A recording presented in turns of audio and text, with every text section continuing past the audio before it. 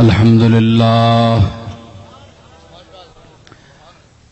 لله وكفى وسلام على عباده الذين اصطفى خصوصا على سيد ولد آدم وخاتم الأنبياء وعلى آله المجتبى وعلى كمل أتباعه من الصديقين والصالحين والشهداء. أما بعد فأعوذ بالله من الشيطان الرجيم. بسم الله الرحمن الرحيم. ألا إن أولياء الله لا خوف عليهم ولا هم يحزنون الذين آمنوا وكانوا يتقون لهم البشرى في الحياة الدنيا وفي الآخرة. صدق الله مولانا العظيم.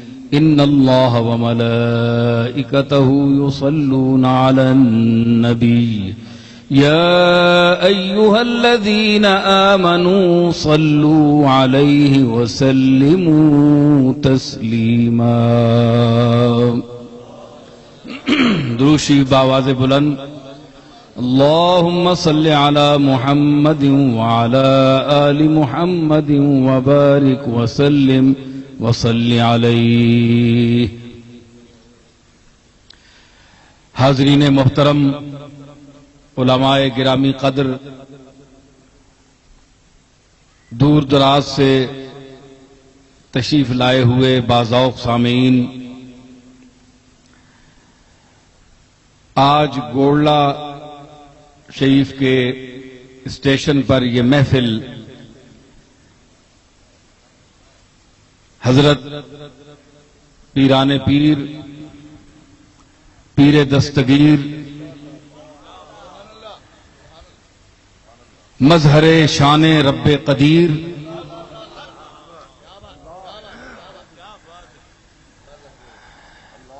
محبوب سبحانی، قطب ربانی، شاہ باز لامکانی، شیخ الشیوخ العالم، قطب مرکز دائرہ سداد، صباح دریائے فصاحت،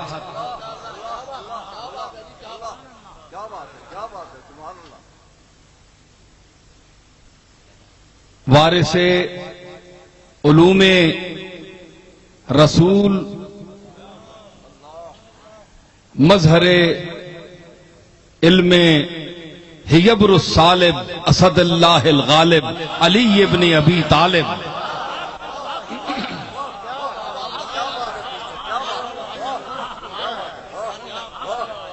وارث، دہرا رہا ہوں، وارث علوم حیبر الصالب، اسد اللہ الغالب، علی ابن ابی طالب.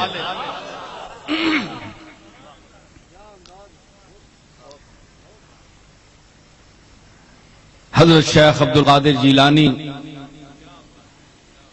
قدس سرہ السامی کے حوالے سے یہ محفل آراستہ و پیراستہ ہے. ایک دو باتیں آغاز کلام میں کرنا چاہتا ہوں کہ گولڑا اسٹیشن، جیسا کہ میرے محترم جناب پیرزادہ نثار المصطفیٰ صاحب نے اشارہ فرمایا کہ میرے دادا حضرت بابو جی رحمت اللہ علیہ کو انجن سے، ریلوے سے اور ریلوے کی ہر اس چیز سے جو منزل کی طرف پہنچاتی ہے،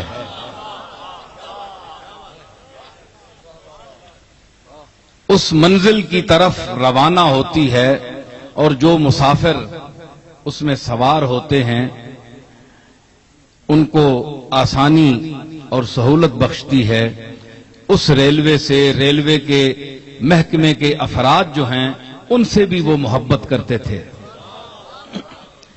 مجھے یاد ہے کہ مجلس میں جب وہ تشریف فرما ہوتے تھے تو اگر پتہ چل جاتا کہ یہ ریلوے محکمے کا آدمی ہے، کوئی افسر آ گیا ہے، ویسے تو افسر ہزاروں وہاں آتے تھے، وزیر بھی آتے تھے، لیکن وہ اس آدمی کو خصوصیت کے ساتھ اگر پیچھے بیٹھ جاتا تھا تو اس کو پہلی صف میں بٹھاتے تھے اور یہ فرماتے تھے کہ یہ میرے محکمے کا آدمی ہے۔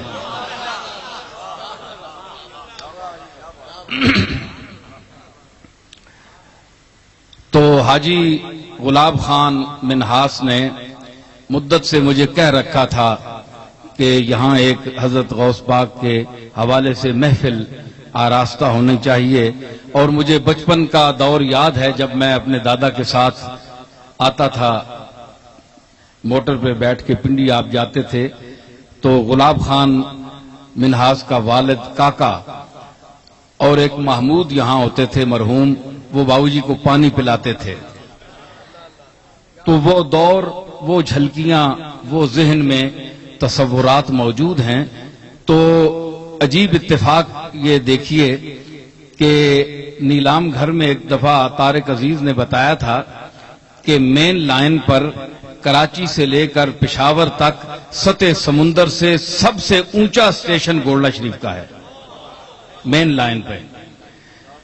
تو اللہ تعالیٰ نے یہ نسبت جو رفعت عطا فرمائی ہے، تو یہ بھی ورفعنا لک ذکرک کا جو مخاطب ہے، جو ذات مخاطب ہے، اس کے حوالے سے، اسی کاف کی اوٹ کے حوالے سے یہ رفعت عطا فرمائی ہے۔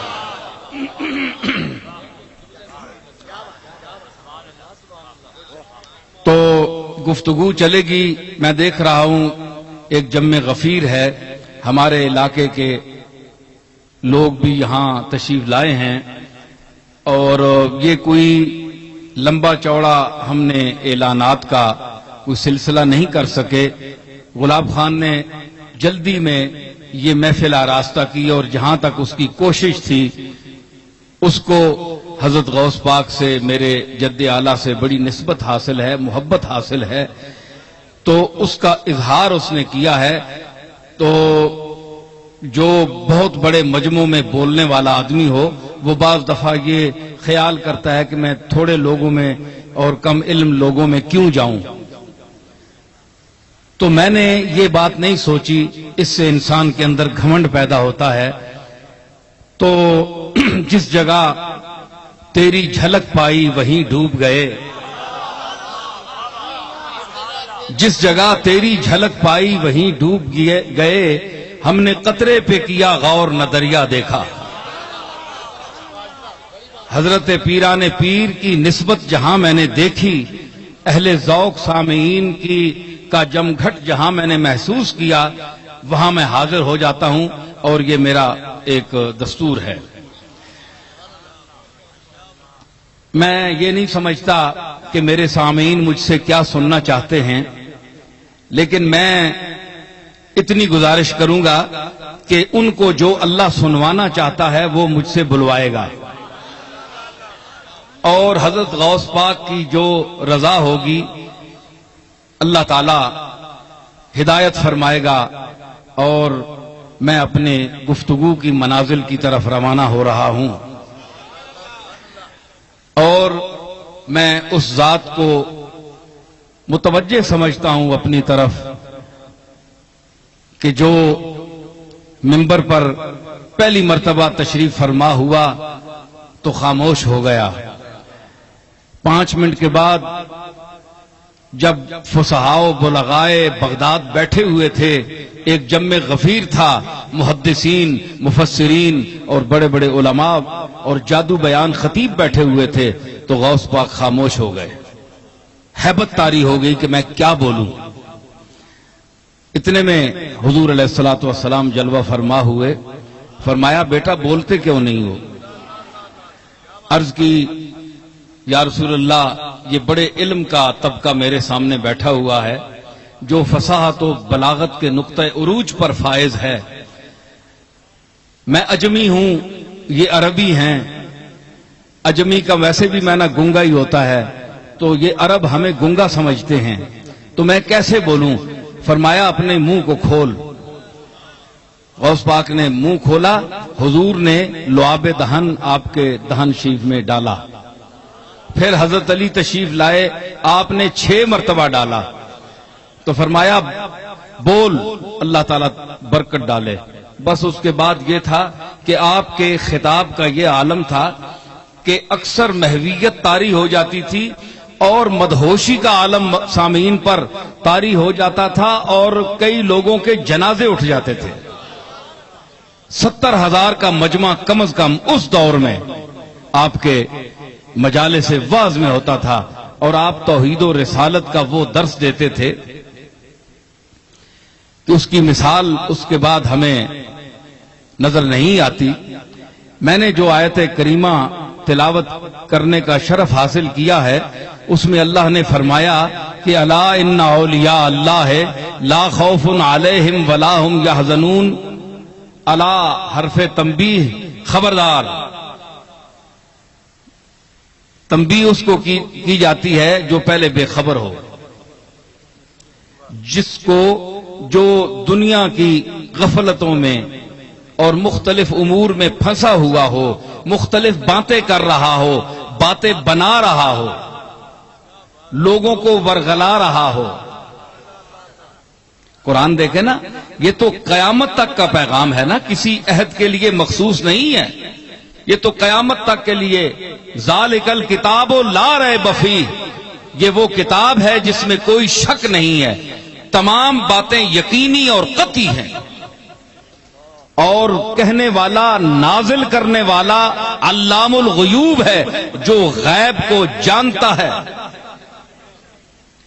اور نازل اس پر کیا ہے جسے غیب عطا کیا ہے. نازل وہ کر رہا ہے جو علام الغیوب ہے، اور نازل اس پر کر رہا ہے جسے غیب کے علم سے نواز رہا ہے. فرمایا کہ میرے دوست جو ہیں انہیں کوئی خوف نہیں اور کوئی غم نہیں. فرمایا اب سوال یہ پیدا ہوتا ہے کہ ایک ہم ہیں کہ ہم اپنی طرف سے کئی لوگوں کو ولی سمجھتے ہیں. یہ بھی ایک دنیا کا ایک دستور ہے اور آج کل تو بہت عام ہے کہ ایک شخص، چند آدمی ایک شخص کے لیے ایک معیار مقرر کر دیتے ہیں کہ جو اس معیار پر اترے گا وہ ولی ہوگا. مثلا پانی کو جو دودھ بنا دے گا وہ ولی ہے، یہ کر دے گا وہ کر دے گا. بڑی چھوٹی موٹی باتیں ان کے معیارات ہوتے ہیں. تو اللہ نے فرمایا جو خالق ہے اولیاء کا، جو مالک ہے اولیاء کا، جو داتا ہے اولیاء کا، اولیاء جس کے محتاج ہیں، وہ ایک میٹر بیان کر رہا ہے کہ ولی کون ہے. الذین آمنوا، جو پہلے ایمان لائے، شرط ولایت ایمان ہے اور اس کے بعد تقوی ہے. الذین آمنوا وکانوا یتقون، اور عمر بھر انہوں نے تقوی اختیار کیے رکھا، وہ میرے دوست ہیں. یہ چند دن کا عارضی تقوی نہیں ہے، یہ نمائشی تقوی نہیں ہے، بلکہ کانوا یتقون، استمرار ہے، دوام ہے. جب تک وہ زندہ رہے انہوں نے تقوی اختیار کیا. وہ میرے دوست ہیں، میں ان کا دوست ہوں. تو جائے یہ یک طرفہ بات تو نہیں ہوتی. جو کسی کا دوست ہو، جو کہے کہ الا ان اولیاء اللہ ہے، جو اللہ کے دوست ہیں، تو اب یہ کہا جائے کہ اللہ کے دوست ہیں تو کیا اللہ بھی ان کا دوست ہے؟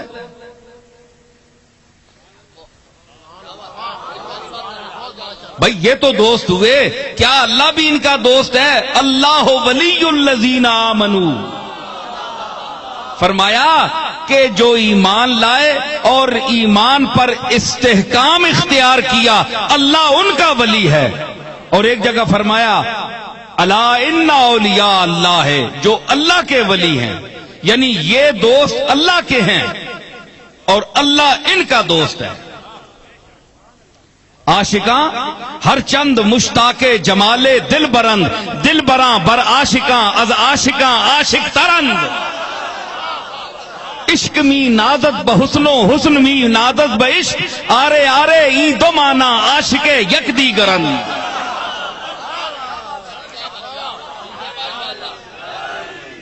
عشق ناز کرتا ہے حسن پر، حسن ناز کرتا ہے عشق پر.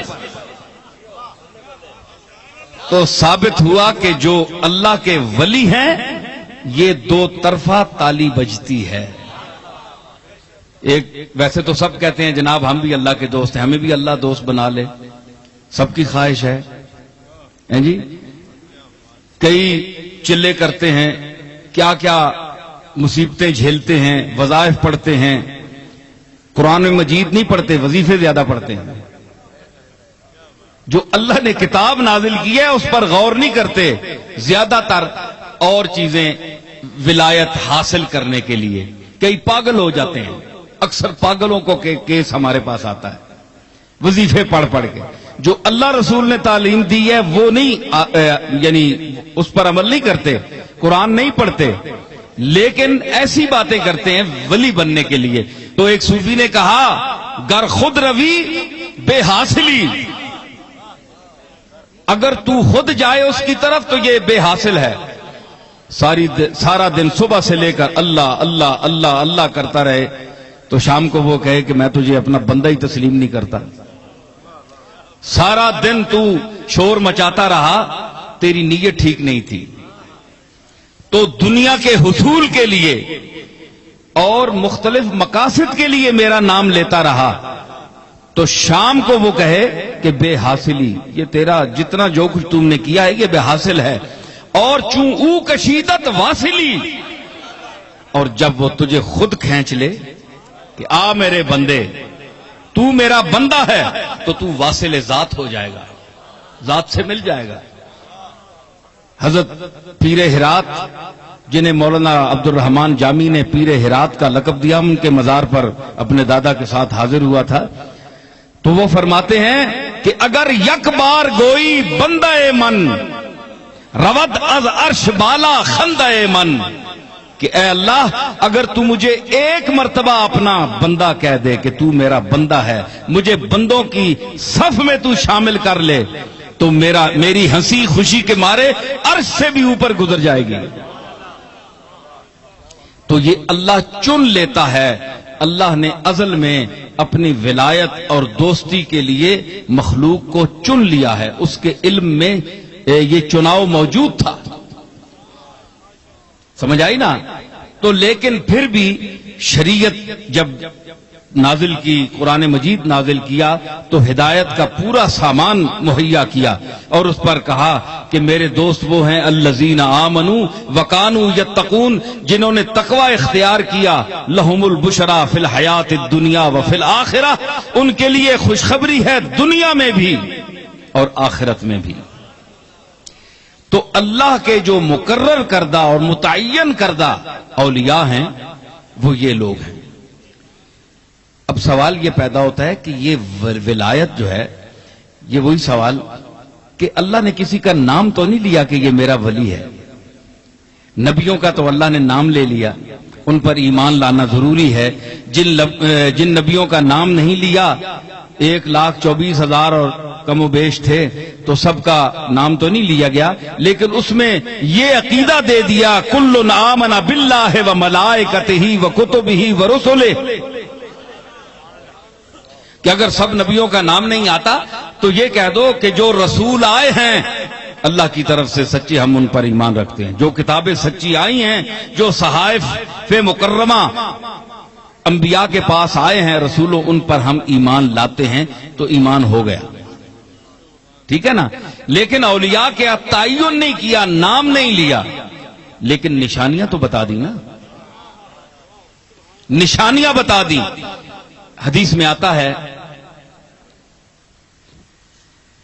کہ حضور سید عالم جناب محمد الرسول اللہ صلی اللہ تعالی علیہ وسلم نے ارشاد فرمایا صحابہ کے جمع غفیر میں کہ اللہ تعالیٰ جب کسی بندے کو اپنا مقرب بناتا ہے اور اپنا ولی اور دوست سمجھتا ہے یا اس کے منشا میں یہ چیز آتی ہے تو وہ ملائکہ کو حکم دیتا ہے کہ یہ جو آسمان دنیا ہے اس پر جو مقرب فرشتہ ہے وہ دنیا میں ندا دے دے، ساری مخلوق کے دلوں میں یہ بات ڈال دے کہ فلاں بندہ میرا مقبول ہے، تم اس کے پاس جاؤ،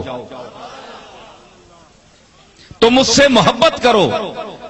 تو جس طرح مقبول کا تعین کرتا ہے اسی طرح مبغوض جو ہے مردود لوگوں کا بھی تعین کرتا ہے، وہ لوگوں کے دلوں میں ڈالتا ہے کہ یہ میرے مبغوض ہیں اور میں ان پر راضی نہیں ہوں، ان سے نفرت کرو۔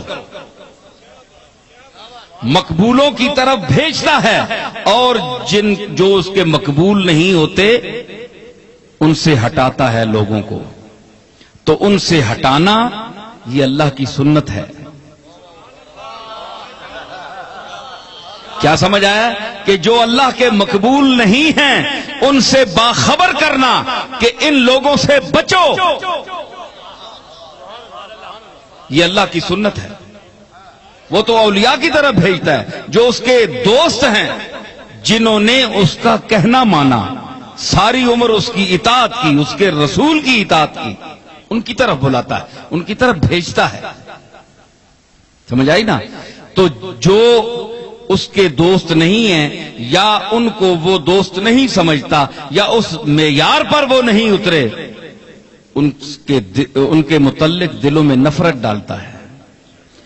تو اگر کوئی آپ کہیں کہ ایسے ہزاروں لوگ ہیں جن کا وہ تعلق بھی نہیں ہے اللہ کے ساتھ، تو ان کے پاس بڑی دنیا جاتی ہے، تو یہ یاد رکھیں کہ ان کے پاس وہی لوگ جاتے ہیں جو اسی ٹولے کے ہوں۔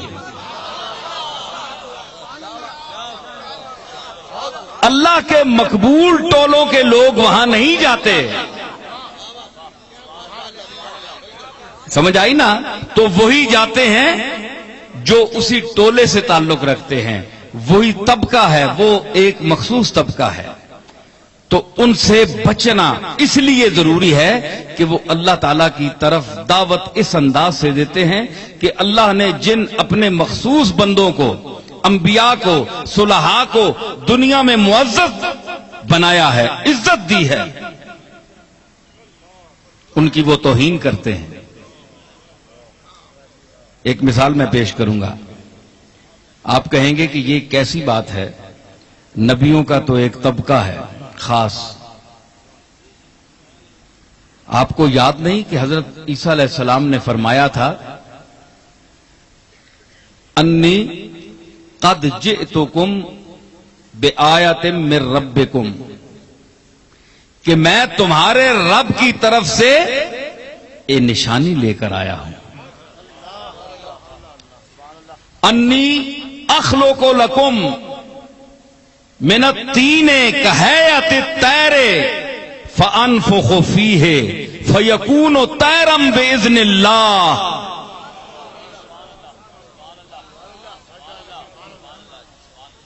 نہیں جی، کہ کیا عیسیٰ علیہ السلام نے فرمایا؟ عیسیٰ علیہ السلام اللہ تو نہیں تھے، خدا تو نہیں تھے، اللہ کے بندے تھے۔ غیر اللہ کا یہ مفہوم کہ اللہ اور غیر ایک ہے، اللہ غیر کیا ہے؟ جو اللہ نہ ہو وہ غیر ہے، اس کو من دون اللہ بھی کہتے ہیں اور غیر اللہ بھی کہتے ہیں۔ جو اللہ نہیں ہے وہ غیر ہے۔ ہر نبی، ہر ولی، ہر شہید، ہر صالح، کوئی ان میں سے اللہ نہیں ہے، سب اللہ کے بندے ہیں، تو غیر ہوئے۔ یعنی اللہ نہیں ہے لیکن غیر بئی معنی نہیں ہے کہ غیر ہیں، یہ تو اپنے ہیں۔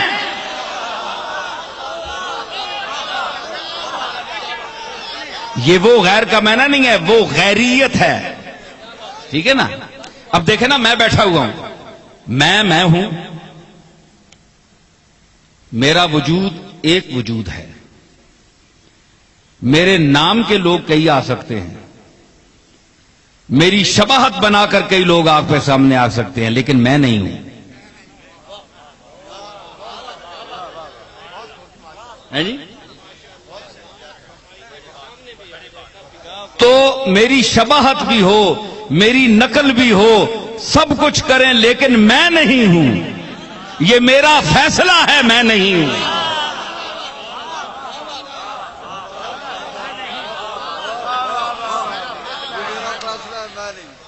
میرے والد ماجد کا ایک مصرع مجھے یاد، تو مطلب ہے کہ آپ جو شخص جہاں بیٹھا ہے وہ اکائی ہے، ایک ایک آدمی ہے جی، تو وہ وہیں بیٹھا ہوا ہے، اس کا وجود اسی وجود میں محدود ہے، جسم میں محدود ہے، وہ جہاں ہے دنیا میں ہر آدمی بے نظیر ہے، بے مثال ہے، ہر اس کی مخلوق، ہر تخلیق بے نظیر ہے، جو جہاں بیٹھا ہوا ہے وہیں ہے، ایک ہی وجود ہے اس کا، ٹھیک ہے نا؟ تو میں یہاں بیٹھا ہوا ہوں، تو میرا ایک وجود ہے، آپ کا ایک وجود ہے، ہر شخص کا ایک وجود ہے۔ تو یہاں دیکھیں آپ کہ عیسیٰ علیہ السلام نے کہا کہ میں ایک آیت لے کر آؤں، نشانی لے کر آیا ہوں، تو وہ غیر اللہ تو تھے، غیر تو تھے، اللہ تو نہیں تھے، لیکن اللہ کے اپنے تھے،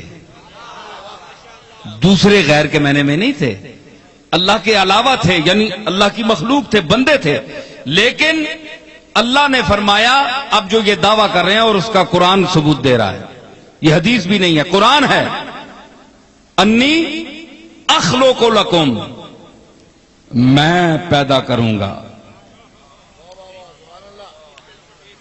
آپ بتائیں، خلق کرنا، عدم سے وجود دینا، یہ اللہ کا کام ہے، یہ اللہ کی شان ہے، عیسیٰ علیہ السلام نے کیوں کہا؟ بھائی اللہ کے معاملات میں دخل، ہر نبی شرک سے بچانے کے لیے آیا، لیکن عیسیٰ دعویٰ کر رہے ہیں کہ انی اخلق لکم،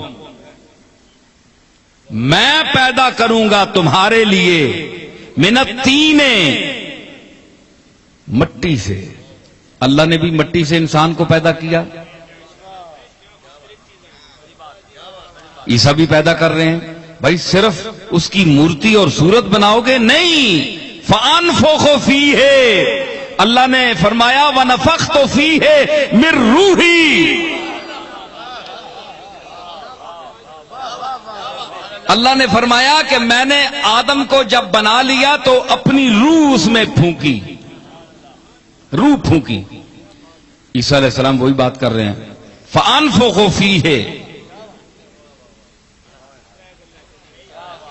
دیکھیں ایک اخلق لکم، ایک من الطین، فَأَنفُخُ فِيهِ، تین چیزوں میں شرکت ہوگی کہ نہیں؟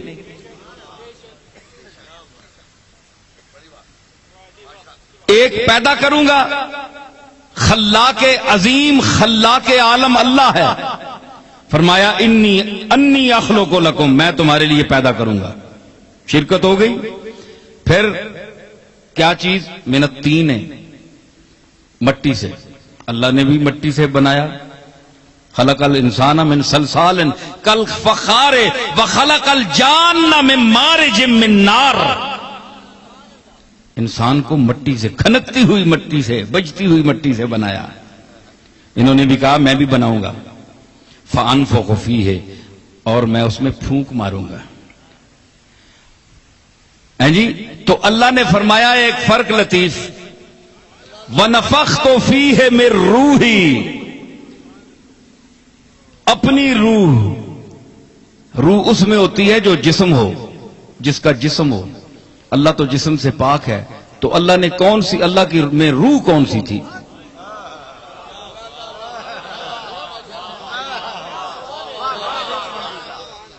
روح کے لیے جسم چاہیے، اللہ نے فرمایا میں نے اس کے جسم میں اپنی روح ڈالی۔ تو یہاں فرمایا عیسیٰ علیہ السلام نے فَأَنفُخُ فِيهِ، میں اس میں پھونک ماروں گا۔ اللہ نے بھی پھونک ماری، عیسیٰ نے بھی پھونک ماری۔ اللہ کی شان اپنی ہے، کہ وہ کس طرح اس نے پھونک ماری، ما یلی کو بے شان ہی، جو اس کی شان کے لائق ہے، ہم اس کو نہیں جانتے، لیکن عیسیٰ نے اس منہ مبارک سے نبوت کے دہن سے پھونک ماری، تو پھونک مارنا ثابت ہوا نا۔ مطلب ہے کہ یہ پھونک مارنے کا ثبوت نبیوں سے چلتا ہے۔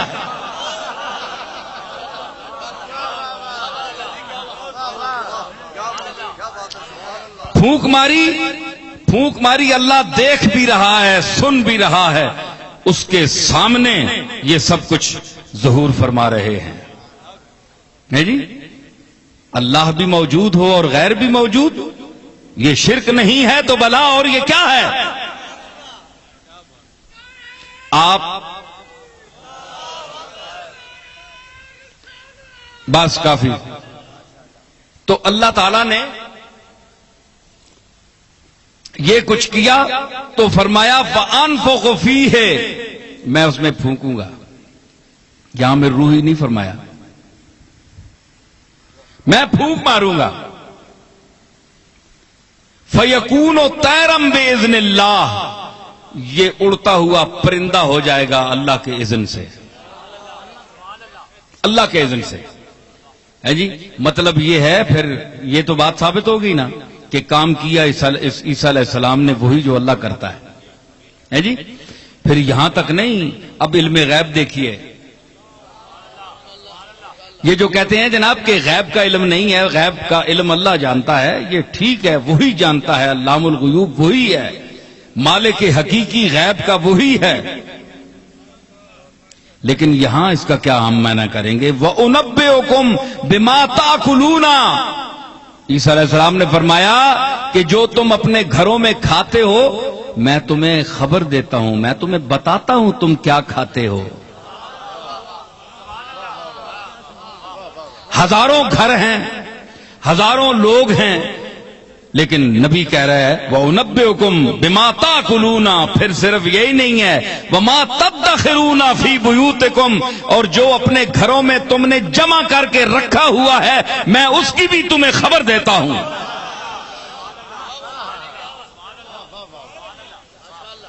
میں پوچھ سکتا ہوں کہ یہ کیا معاملہ ہے؟ غیر اللہ ہے، اللہ تو نہیں ہے، یہ جتنی باتیں کرنے والا ہے یہ اللہ نہیں ہے، یہ غیر اللہ ہے، لیکن اپنا ہے، غیر نہیں ہے، اپنا ہے۔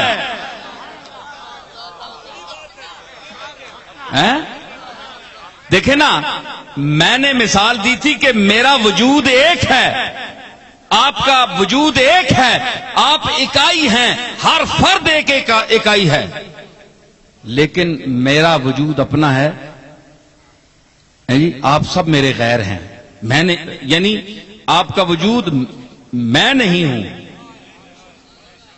آپ نصیر الدین نہیں ہیں، اس کے باوجود میرے اپنے ہیں، میرے غیر بھی ہیں اور اپنے بھی ہیں۔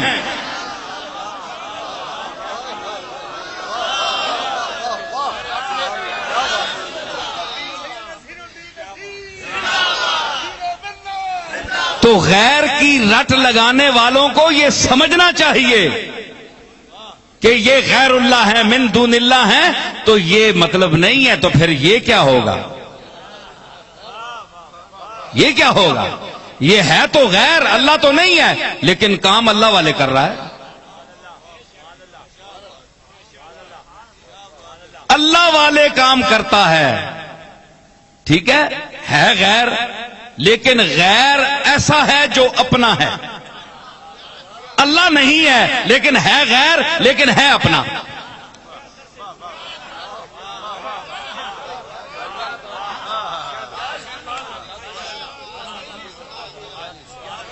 سورج کی روشنی، سورج وہاں ہے یعنی 9 کروڑ میل اونچا ہے،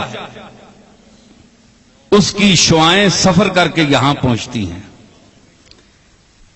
9 کروڑ میل سے سفر کر کے یہاں پہنچتی ہیں، شعاعیں سورج ہیں، سورج نہیں ہیں، سورج کی شعاعیں ہیں،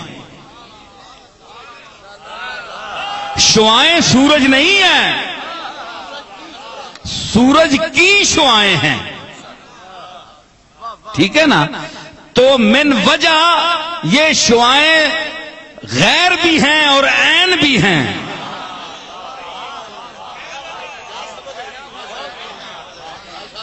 اگر ان کا تعلق سلسلہ نور سورج تک آپ دیکھیں، اوپر سے آ رہی ہیں براہ راست، تسلسل ٹوٹ نہیں رہا، تجلیات بکھر رہی ہیں، نکھر رہی ہیں، زمین تک سفر کر رہی ہیں، ہے اسی کا زور، اسی کی گرمی ہے۔ تو اگر سورج میں گرمی نہ ہو تو آپ کو کیوں پسینہ آتا ہے؟ آپ کیوں تڑپتے ہیں؟ ایئر کنڈیشن کیوں تلاش کرتے ہیں؟ سایہ دار درخت کیوں تلاش کرتے ہیں؟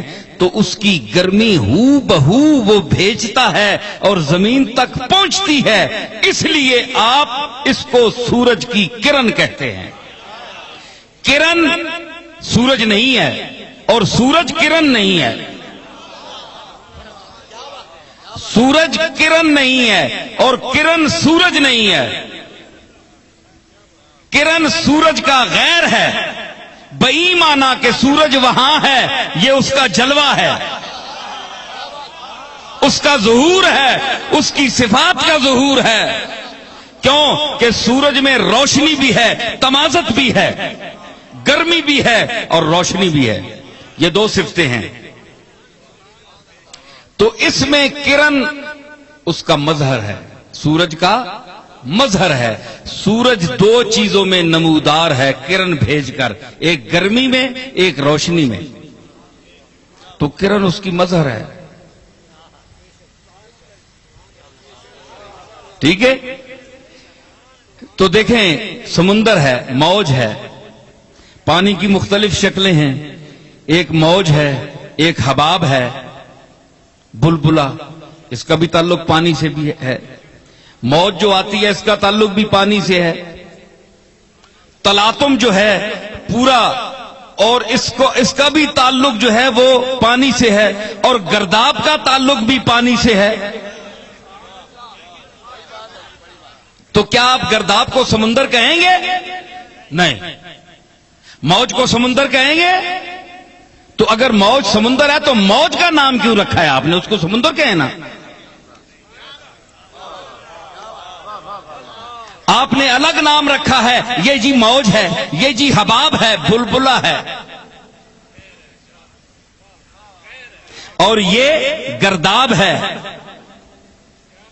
آپ نے مختلف نام رکھے ہیں لیکن پانی ایک ہے۔ ان تین چار چیزوں کا ایک ہی سمندر سے ظہور ہو رہا ہے، مختلف شکلیں ہیں، لیکن گرداب اپنے مقام پر سمندر کا مظہر ہے۔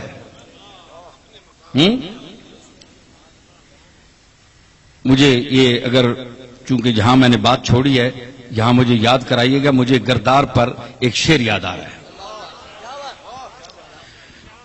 یہ کہتے ہیں نا جناب یہ صوفی کیا کرتے ہیں،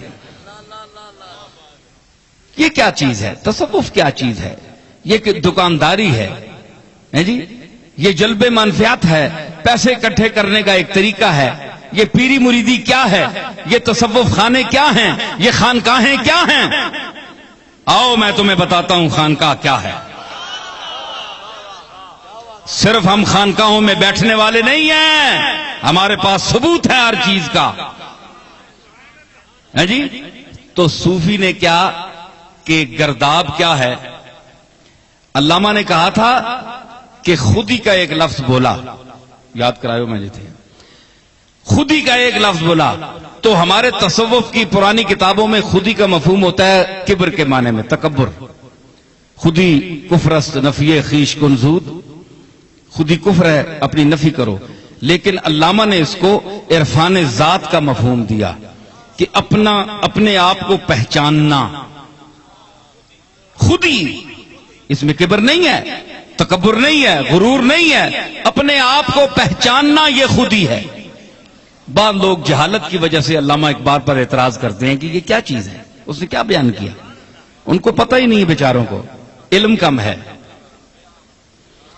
علامہ نے، میں اس کو قرآن سے ثابت کرتا ہوں. آئیے، خودی کیا ہے جی؟ خودی کبر نہیں ہے. من عرف نفسہ فقد عرف ربہ. جس نے اپنے آپ کو پہچانا اس نے رب کو پہچان لیا. خودی کیا ہے؟ کہ اپنے آپ کو پہچانو اور خاموش رہ کر اپنی ہر چیز، ان صلاتی و نسکی و محیای و مماتی للہ رب العالمین لا شریک لہ، اپنی ہر چیز کو اس کے سپرد کر دو، جس طرح ابراہیم علیہ السلام نے کیا. تو سپرد کر دو، اس کے بعد خاموش ہو جاؤ. مالک کل اس کو سمجھو، مختار کل وہی ہے، وہ جائے گا، جو چاہے گا وہ کرے گا. تم خود سپردگی اپنے اندر پیدا کرو تو کیا ہوگا کہ جب کہا نا خودی کو کر بلند اتنا کہ ہر تقدیر سے پہلے خدا بندے سے خود پوچھے بتا تیری رضا کیا ہے. اب یہاں اعتراض یہ پیدا ہوتا ہے جناب کہ اللہ بندے سے خود پوچھے گا جناب آپ کی رضا کیا ہے. یہ تو بڑی ذات ہے، وہ کس طرح پوچھ سکتی ہے؟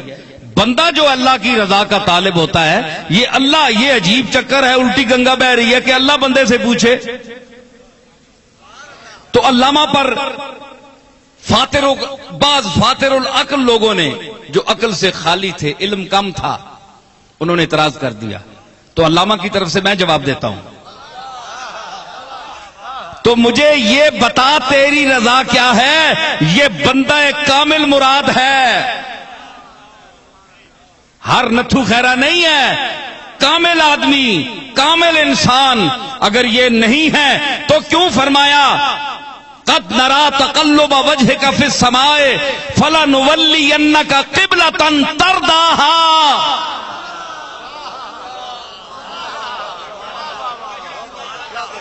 اے نبی، ہم تیرا چہرہ انور اپنی طرف اٹھا ہوا دیکھ رہے ہیں،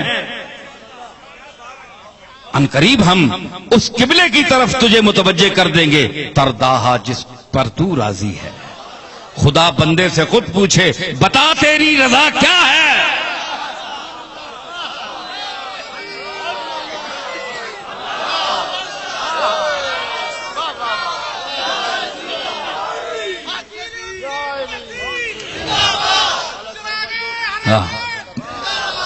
ہیں جی، کیا ہے کہ بتا تیری رضا کیا ہے. فَلَنُوَلِّيَنَّكَ قَدْ نَرَا تَقَلُّبَ وَجْهِكَ فِي السَّمَاءِ. ہم دیکھ رہے ہیں محمد تیرے چہرے کو اٹھا ہوا اپنی طرف. سما کا معنی اونچی طرف ہوتی ہے، سما کا یہ معنی آسمان بھی ہوتا ہے، لیکن عربی میں سما ہر اوپر والی چیز کو سما کہتے ہیں. تو ساجدین کا امام ہے، تو امام الساجدین ہے، ساری عمر تو میرے سامنے جھکنے والا ہے. آج قد نرا تقلب وجهك فی السماء، آج یہ تیرا خاموش چہرہ ہم اپنی طرف اٹھا ہوا دیکھ رہے ہیں، خیریت تو ہے. حضور نے کوئی لفظ نہیں بولا، زبان سے کچھ بھی نہیں مانگا. دوسری آیت میں آگے فرما دیا فَلَنُوَلِّيَنَّكَ، یقیناً ہم پھیر دیں گے، قبلتاً ترضاہا، جسے تو چاہتا ہے، جو تیری رضا ہے. ترضاہا.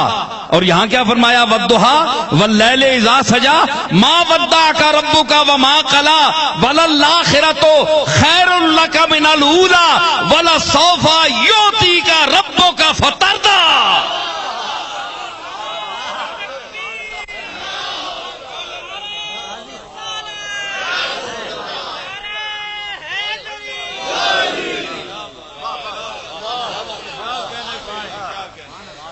وَمَا لِأَحَدٍ مِّن نِّعْمَةٍ تُجْزَىٰ إِلَّا ابْتِغَاءَ وَجْهِ رَبِّهِ الْأَعْلَىٰ وَلَسَوْفَ يَرْضَىٰ. اس سے پہلی صورت ہے. اس کا مخاطب پتہ ہے کون ہے؟ صدیق اکبر ہیں. کہ یہ اس لیے خرچ نہیں کرتا کہ کسی کا بدلہ چکا رہا ہے، بلکہ صرف اللہ کو راضی کرنے کے لیے خرچ کرتا ہے. وَلَسَوْفَ يَرْضَىٰ، وہ یقیناً راضی ہو جائے گا. تو دیکھیے، ایک بات، میری باتیں بکھر جاتی ہیں لیکن میں عرض کروں کہ مقام صدیق اکبر بھی دیکھیے کہ قرآن کی سورتوں کی ترتیب میں یہ یردا ہے اور اس سے اگلی سورت والضحیٰ ہے، وہاں تردا ہے اور یہاں یردا ہے۔ پہلی سورت، اس سے پہلی سورت میں اختتام اس کا یردا پر ہے اور اس کے بعد جو والضحیٰ ہے اس میں تردا ہے، یعنی یہاں اس کا بعد لوگوں نے کہا کہ اس کا جو ضمیر مستتر ہے اس میں مراد صدیق اکبر ہیں کہ وہ راضی ہو جائیں گے، ان کو بھی میں اتنا دوں گا، اور بعض نے کہا کہ اس کا مرجع جو ہے وہ اللہ ہے، اللہ راضی ہو جائے گا۔ بہرحال جو کچھ بھی ہے، جو بھی راضی ہو، یہ بھی راضی ہو، وہ بھی راضی ہو، رضی اللہ عنہم ورضوا عنہ۔ قرآن نے صحابہ کے لیے کہہ دیا کہ یہ اللہ پر راضی ہیں اور اللہ ان پر راضی ہے، چاہے صدیق اکبر کی رضا ڈھونڈے یا صدیق اکبر اس کی رضا ڈھونڈے، بات ایک ہی ہے۔ تو یہاں ترتیب دیکھیے کہ وہ یار غار بھی ہے، یار مزار بھی ہے، اور سورتوں کی ترتیب دیکھیے کہ رسول اللہ نے کوئی سورت اپنی مرضی سے نہیں رکھی۔ جس طرح کلام وحی الہی ہے، اسی طرح ترتیب بھی وحی الہی ہے۔ سورتوں کی ترتیب کو بھی جس طرح اللہ نے فرمایا اسی طرح رکھا۔ اللہ نے یردا میں صدیق اکبر کو پہلے رکھا اور تردا میں محمد مصطفیٰ کا، یردا اور تردا۔ دیکھیں یہاں بھی سورتیں دونوں دوستوں کی اکٹھی کر دیں، قرآن میں بھی صدیق محمد اور رسول اللہ کے ساتھ ہے۔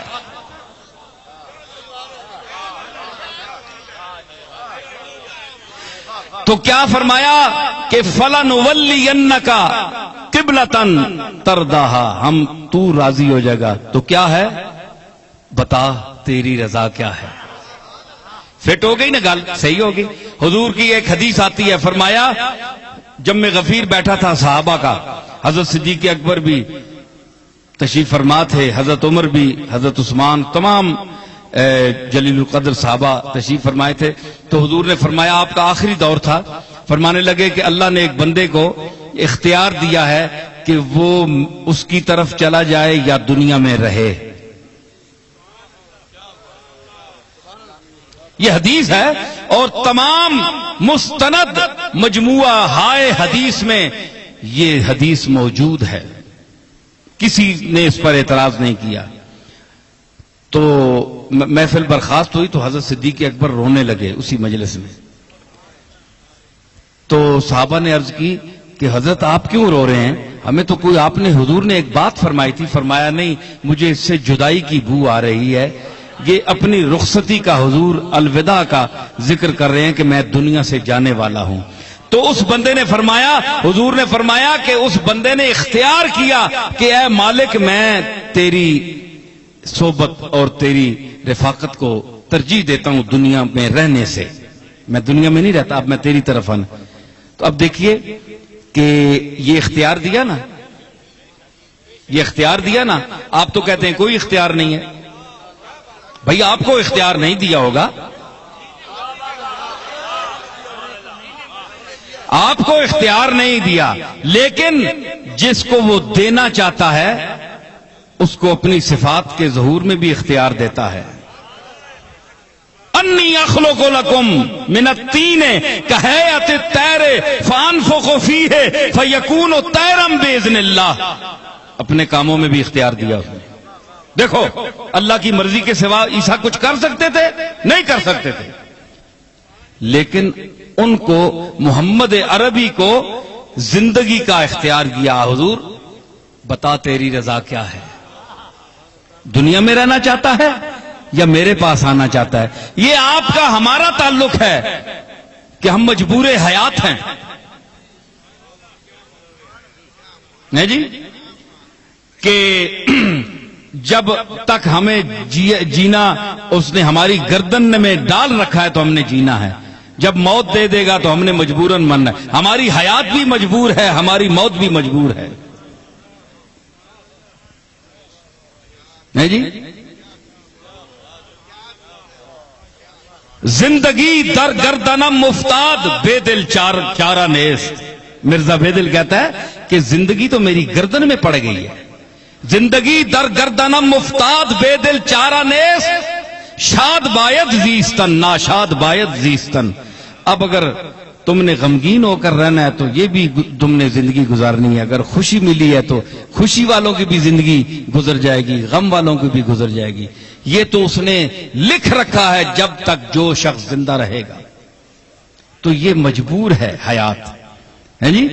تو یہ ہماری ہے، جس طرح استاد ذوق نے کہا لائی حیات آئے قضا لے چلی چلے، لائی حیات آئے. یہ صرف خشک مولویوں کی محفل نہیں ہے، یہ چشتیوں نظامیوں کی محفل ہے.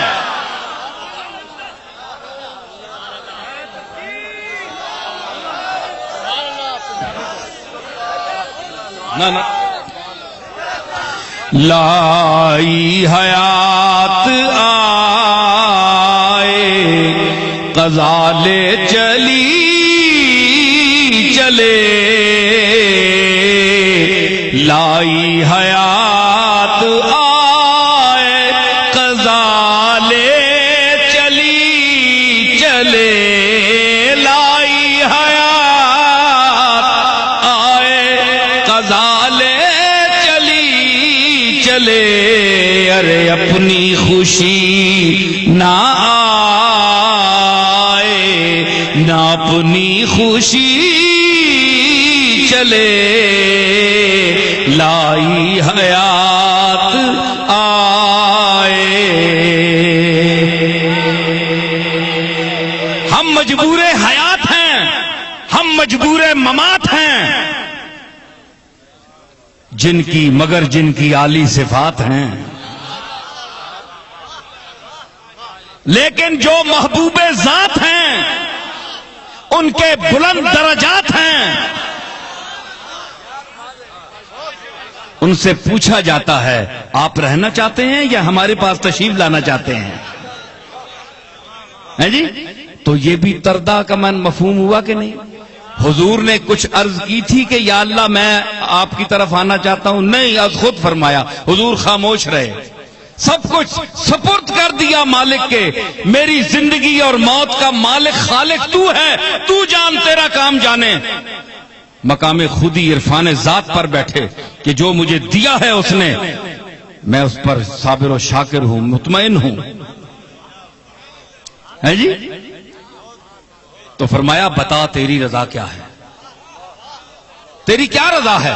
لوگ تو مجھ سے مانگتے ہیں، بھیڑ کیے ہوئے ہیں میرے دروازے پر. یسألہ من فی السماوات والارض، ہر چیز مانگتی ہے مجھ سے، سوال کرتی ہے، زندگی کی درازی کا سوال کرتی ہے. اے محمد تو نے مجھ سے نہیں پوچھا، مجھ سے مانگا نہیں.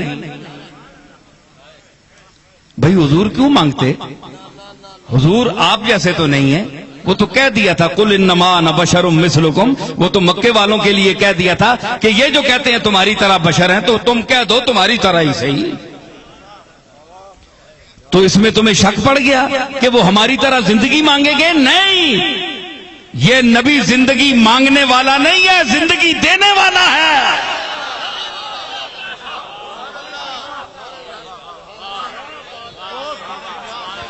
آپ کہیں زندگی دینے والا کس طرح ہے؟ بولیں. میں نے کوئی محمد مصطفیٰ سے کمال عقیدت کی وجہ سے یہ فکرہ بول دیا جس طرح سنی بولتے ہیں بریلوی؟ نہیں، میں دیوبندی بریلویوں سے اوپر بول رہا ہوں.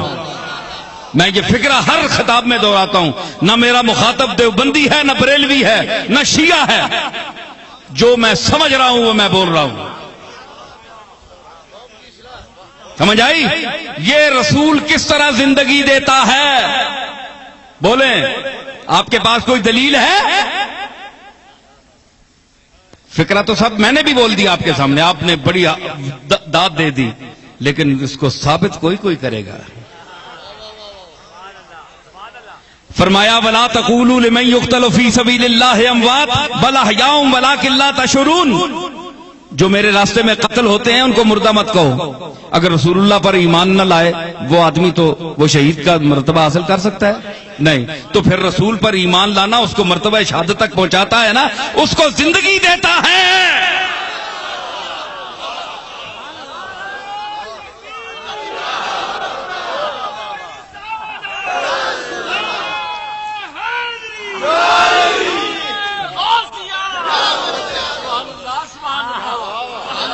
توحید والے کہتے ہیں کہ نہیں، اللہ کی ذات پر ایمان لانا کافی ہے جی.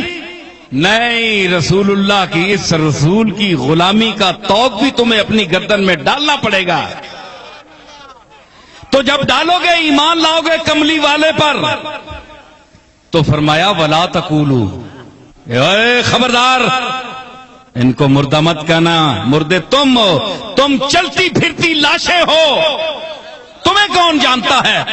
میرے ساتھ جو تعلق رکھنے والے ہوں ان کی سانس اگر رک بھی جائے اور ان کے بدن میں اگر حرکت بند بھی ہو جائے اور وہ پیوندے خاک بھی ہو جائیں تو دنیا ان کے مزارات پر حاضری دیتی ہے، دعا کرتی ہے، اللہ سے مانگتی اللہ سے ہے، اور ان کو وسیلہ پیش کرتی ہے کہ یہ تیرے معبود، اے میرے معبود یہ تیرے محبوب بندے ہیں، میرے راستے میں جو مر جائیں میں ان کو مر کر بھی مرنے نہیں دیتا.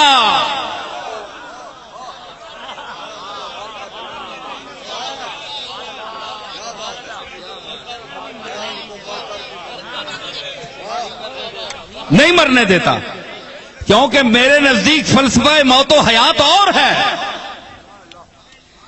ارے جو فلسفہ موت و حیات بیان کرتے ہیں دنیا والے، وہ تو یہ کہتے ہیں. برج نارائن چک بست ایک شاعر ہوا ہے ہندو، دلی میں، اور اس نے فلسفہ موت و حیات بیان کی. آپ سنیے، زندگی کیا ہے؟ عناصر میں ظہور ترتیب. موت کیا ہے؟ انہی اجزاء کا پریشان ہونا. ہائے ہائے. زندگی کیا ہے؟ عناصر میں ظہور ترتیب. موت کیا ہے؟ انہی اجزاء کا پریشان ہونا. ایک شعر مجھے یاد آ گیا اسی زمین میں، کسی استاد کا شعر.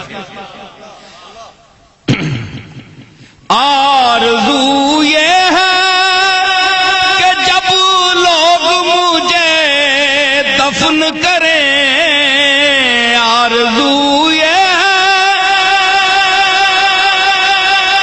کہ جب لوگ مجھے دفن کریں، تم بھی موجود سرے گور غریباں ہونا. تم بھی موجود سرے گور غریباں ہونا. تم بھی موجود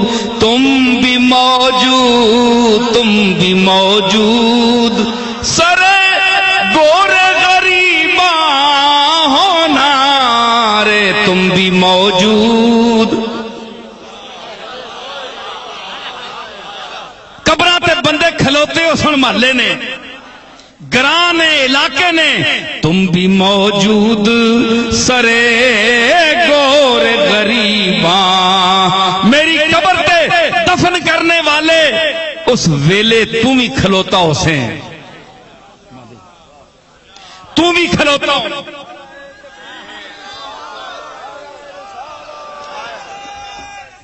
اس منظر کو مرزا بے دل نے بیان کیا. چه مقدار خون در عدم خورد باشم، چه مقدار خون در عدم خورد باشم، چه مقدار خون در عدم خورد باشم، چه مقدار خون در عدم خورد باشم. باشم تو برخا کمائیو من مردہ باشم تو برخا کمائیو من مردہ باشم تو برخا کمائی او میں مویا سا قبر بچ میری میت پئی ہو سی پلے نال ٹکی ہو سی منہ ٹکیا ہو سی کیوں بھائی کفن نال کیوں ٹکیا ہے منہ اس آخیا کفن میں کیوں نہ جاؤں منہ چھپائے کفن میں کیوں نہ جاؤں منہ چھپائے بھری محفل سے اٹھوایا گیا ہوں وہ دنیا ساری ٹرنی کھانی پینی ہے وسنے رسے پہ ماں چاک چھوڑیا اٹھا نکل بار شرمندگی نال بندیاں وچوں اٹھا چھوڑیا اس شرم نال منہ کجیا ہے ہاں جی تے مرزا بے دل آکھیا چے مقدار خون در آدم خرد باشم آدم نے وچ میں جس لئے لیٹیا ہو سا میں سویا ہوا ہوں گا جب قبر میں تو میں نے کتنا خون پیا ہوگا اپنا کہ برخا کمائیو من مردہ باشم کہ تو میری مٹی پر میری قبر پر آیا ہو اور میں مردہ ہوں میں اٹھ نہ سکوں میں استقبال نہ تیرا کر سکوں وہ لمحہ مجھ پر اللہ نہ لائے کہ تو میری مٹی پر آئے ہو میں تیرا استقبال نہ کر سکوں